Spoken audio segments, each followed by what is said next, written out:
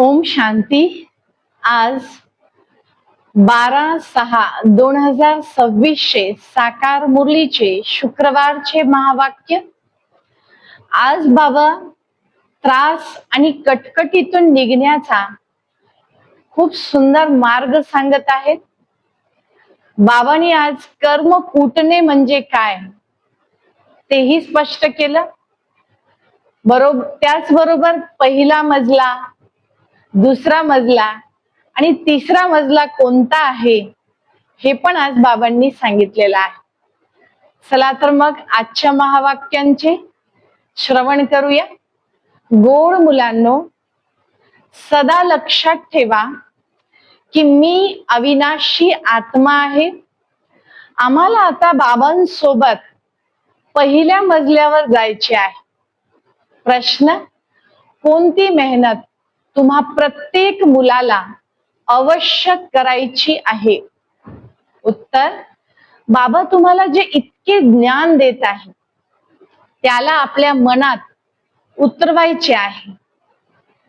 त्याचे आतल्या आत मनन चिंतन करून आचरणात आणायचे आहे, ज्यामुळे आत्म्याला बळ अर्थात शक्ती मिळेल।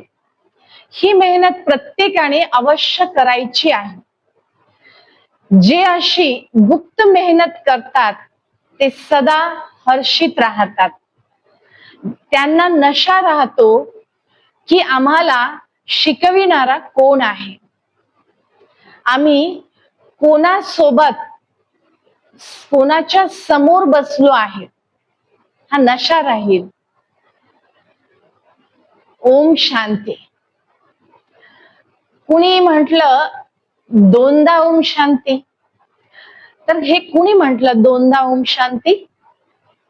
परत दोनदा आपल्यालाही रिटर्न म्हणावं लागेल। तर पहिलं शिवबाबांनी ओम शांती म्हटलं आणि नंतर दादा अर्थात ब्रह्माबाबांनी ओम शांती म्हटलं। कारण आत्मा शांत स्वरूप आहे।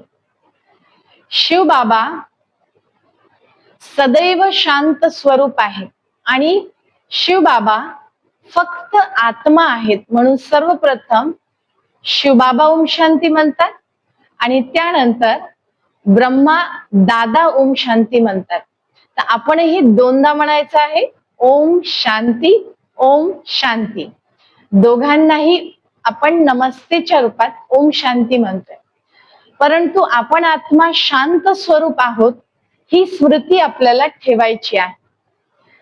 बाबा म्हणतात, मी कधीच देह अभिमानात येत नाही, मी पुनर्जन्म घेत नाही। आणि शिवबाबांसाठीच गायन आहे, दुःख हरता सुख करता पतित पावन। बाबांनी आज खूप वेगवेगळ्या पद्धतीने याचं विश्लेषण केलेलं आहे। पुढे बाबा सांगतात, इनकॉर्पोरियल वर्ल्ड अर्थात निराकारी दुनिया आणि कॉर्पोरियल वर्ल्ड अर्थात साकारी दुनिया। पहिला मजला अर्थात परमधाम, दुसरा मजला सूक्ष्म वतन आणि तिसरा थर्ड फ्लोअर, तिसरा मजला बाबा म्हणतात स्थूल वतन, ही साकार दुनिया। याचंही विश्लेषण बाबांनी आज खूप मनोरंजक रित्या केलेलं आहे। बाबा विचारतात की देह अभिमान चांगला की देही अभिमानी अवस्था चांगली? मुलांना आज बाबांनी विचारलंय की आत्माभिमानी अवस्था चांगली का देह अभिमानी अवस्था चांगली? कारण पहिल्या मजल्यामध्ये अर्थात परमधाम मध्ये आत्म अभिमानी अर्थात आत्मा फक्त आत्मरूपात आत्मस्थितीमध्ये आहे।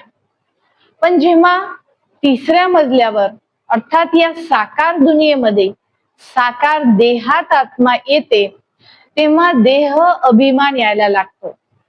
मग बाबा विचारतात, कोणती अवस्था चांगली? पुढे बाबांनी सांगितलं की परमात्म्याचे नाव आहे शिव आणि आत्म्याचे नाव आहे सालिग्राम। आत्माच विचार करते, आत्माच शरीराद्वारे प्रत्येक कार्य करते. बाबा तर बीज आहे आणि हा विस्तार म्हणजे झाड आहे. हे सदैव बुद्धीमध्ये ठेवायचं आहे.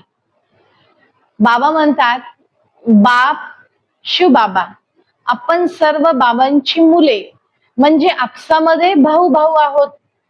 परंतु जेव्हा देहामध्ये येतो तेव्हा भाऊ आणि बहीण असा संबंध येतो, कारण शरीर आले. बाबा सांगतात, सर्व सीता, आत्मा ह्या सीता आहेत. सीता आवाज देते, हे राम. राम परमपिता परमात्म्यास म्हटले आहे. आत्मा परमपिता परमात्म्यास आवाज देते. राम अर्थात त्रेतायुगावाले राम नाही, ज्यांना सीता ओरडते, आवाज देते, नाही. बाबांनी आज खूप सुंदर विश्लेषण केलं याचं. पुढे बाबा सांगतात, आत्मा सो परमात्मा म्हणणे हे चूक आहे. आत्मा परमात्म्यामध्ये लीन होते, विलीन होते, हे सुद्धा म्हणणे चूक आहे. आत्मा अविनाशी आहे. आत्म्याचा विनाश कधीही होत नाही. पुढे बाबा सांगतात, दुनियेचा इतिहास आणि भूगोल पुन्हा त्याची पुनरावृत्ती होत आहे. 16 कला संपूर्ण सतयुगामध्ये होती आत्मा. हळूहळू 14 कला दुनियेमध्ये परिवर्तन होत गेले.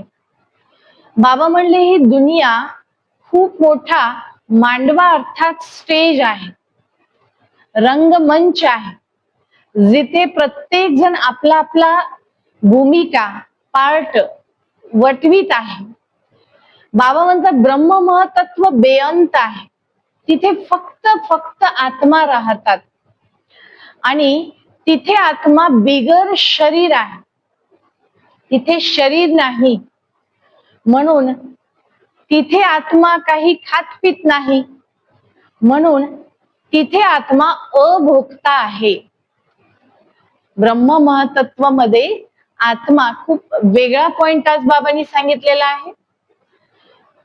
बाबा म्हणतात, जसे तुम्ही शरीरात येऊन भूमिका वटविता, शरीर धारण करता, तसेच मलाही नवीन सृष्टीच्या स्थापनेसाठी शरीर धारण करावे लागते. मी पण शरीराचा आधार घेतो. बाबा म्हणतात, जसं मुख्यमंत्र्याचा पार्ट किंवा पद वेगळं आहे, राष्ट्रपतीचं पद आणि कार्य वेगळं आहे, तसेच प्रत्येक आत्म्याचा आपापला भूमिका अथवा पार्ट वेगळा वेगळा आहे. पुढे बाबा सांगतात की गौमुखातून गंगाजल निघाले आणि त्या गंगाजलामध्ये स्नान केल्यानंतर पवित्र झाले. ही जी मनोधारणा आहे ती कितपर्यंत योग्य आहे, सत्य आहे का, याचंही विश्लेषण आज बाबांनी खूप सुंदर केलेलं आहे. बाबा म्हणतात की आत्मा स्वच्छ आणि शुद्ध ज्ञान जळानी होईल. बाबा सर्वात मोठे सर्जन आहे. बाबा श्रेष्ठ कर्म करणे शिकवितात आणि श्रेष्ठ कर्माच्या द्वारे आपण श्रेष्ठ दुनियेमध्ये जातो. कलियुगामध्ये तर सर्वच जण कर्म कुटत आहे, अर्थात कर्म भोगत आहे, सजा अर्थात शिक्षा भोगत आहे. कर्म कुटणे म्हणजे दुःख, रोग, विविध प्रकारे विविध मार्गाने शिक्षा भोगत आहे. बाबा कर्म अकर्म विकर्मची गती आपल्याला समजावून सांगतात. सतयुगात सर्वजण सतोप्रधान असणार, त्यामुळे तिथे शरीर आणि प्रकृतीही सतोप्रधान आहे. त्रेतायुगामध्ये 2 कला कमी होतात आणि मग चक्र फिरत राहतं. हे ज्ञान दुसरं कुणी समजावून सांगू शकत नाही, शिवबाबाच येऊन आपल्याला ह्या गोष्टी स्पष्ट करून सांगतात. अच्छा, गोड गोड मुलांप्रती, खूप दिवसापासून दूर झालेले पुन्हा येऊन भेटलेल्या मुलांप्रती मातपिता बापदादांची सुमधुर आठवण, सुप्रभात आणि नमस्ते. आपणही म्हणायचं आहे आत्मिक पित्यास, आत्मिक मुलांची नमस्ते नमस्ते. धारणेसाठी आजचा मुख्य सार, पहिला पॉइंट, आतापासूनच बाबांच्या श्रीमतावर श्रेष्ठ कर्म करायचे आहे, जेणेकरून पुन्हा कर्म कुटण्याची गरज पडू नये. अर्थात कर्माची सजा, शिक्षा भोगण्याची गरज पडू नये. दुसरा पॉइंट, कोणत्याही विनाशी गोष्टींना टच अथवा स्पर्श नाही करायचे. समजतात की आपल्या, बाबा म्हणतात की आता अंतिम वेळ आहे, त्यामुळे हे शरीरही विनाशी आहे, याचा पण आता अहंकार नाही करायचा. आता सेन्सिबल अर्थात हुशार बनायचे आहे. वरदान, या जुन्या दुनियेला विदेशी समजून उपराम राहणारे स्वदेशी भव. जसे काही लोक विदेशी गोष्टींना टचही करत नाही, स्पर्शही करत नाहीत, समजतात की आम्हाला स्वदेशी गोष्टीच वापरायच्या आहेत, स्वदेशी वस्तूच वापरायच्या आहेत, तसेच तुमच्यासाठी सुद्धा जुनी दुनिया विदेश आहे. यापासून आता उपराम राहा.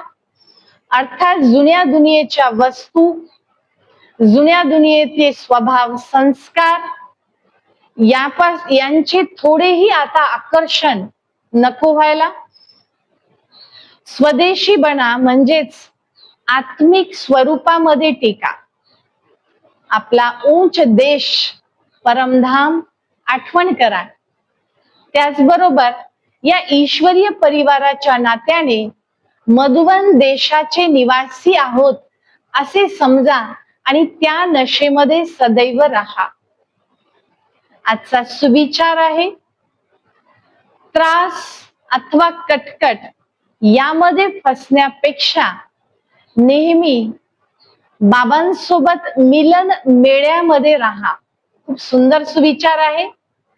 त्रास अथवा कटकटीमध्ये फसण्यापेक्षा नेहमी मिलन मेळ्यामध्ये राहा.